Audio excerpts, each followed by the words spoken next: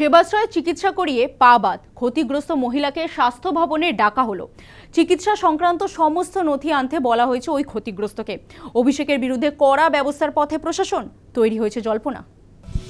সেবাশ্রয় অস্বস্তি বহাল অভিষেক বন্দ্যোপাধ্যায়ের। ক্ষতিগ্রস্ত মহিলা মালতী বিশ্বাসকে ডেকে পাঠালো স্বাস্থ্য ভবন।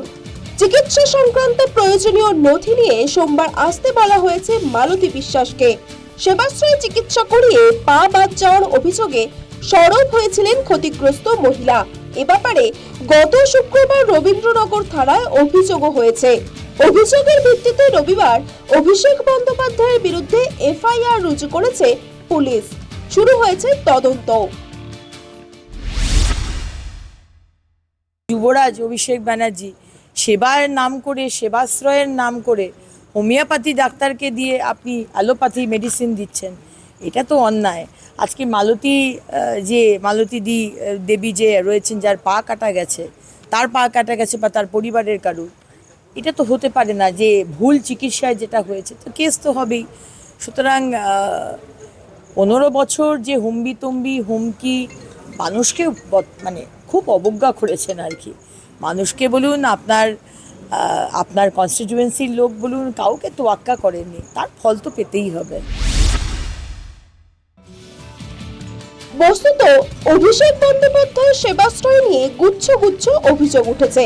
হোমিওপ্যাথি ডাক্তারদের দিয়ে এলোপ্যাথি চিকিৎসা থেকে শুরু করে অনুমতি ছাড়া এক্স-রে, ইউএসজি মেশিন আনার অভিযোগ উঠেছে সেবাশ্রয় ক্যাম্পের জন্য ডেকোরেটরের অর্থ না দেওয়ারও। এই পরিস্থিতিতে রাজ্যের বিরোধী দলনেতা ঋতব্রত বন্দ্যোপাধ্যায় মনে করছেন সেবাশ্রয়ের মধ্য দিয়ে কালো টাকা সাদা করাও হতে পারে।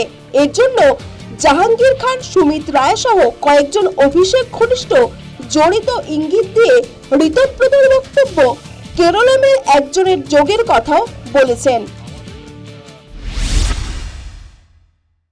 আমি বলছি এটা খুব ছোট ব্যাপার নয়। এই যে একজন মহিলার পা কেটে গেল, পা বাদ গেল, ভুল চিকিৎসা, আমরা তো বিষয়টা তুলব, বিধানসভাতেও তুলব। আর সেবাশ্রয়ের খুব পূর্ণাঙ্গ তদন্ত হওয়া উচিত।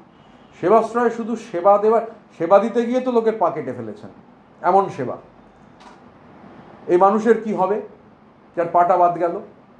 আর সেবাশ্রয়, আমি বলছি সেবাশ্রয়টা এত সহজ ব্যাপার নয়। এটার সঙ্গে বৃহৎ অংশের মানি লন্ডারিংয়ের সম্পর্ক আছে কিনা, কালো টাকা সাদা করার প্রশ্ন আছে কিনা, এগুলো ভেবে দেখা দরকার। ওয়াকিবহাল মহল মনে করছে ক্রমশ বিপদ বাড়ছে তৃণমূলের সর্বভারতীয় সাধারণ সম্পাদকের।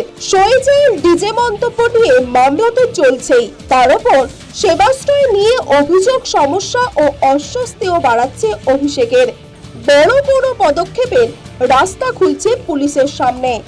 News time.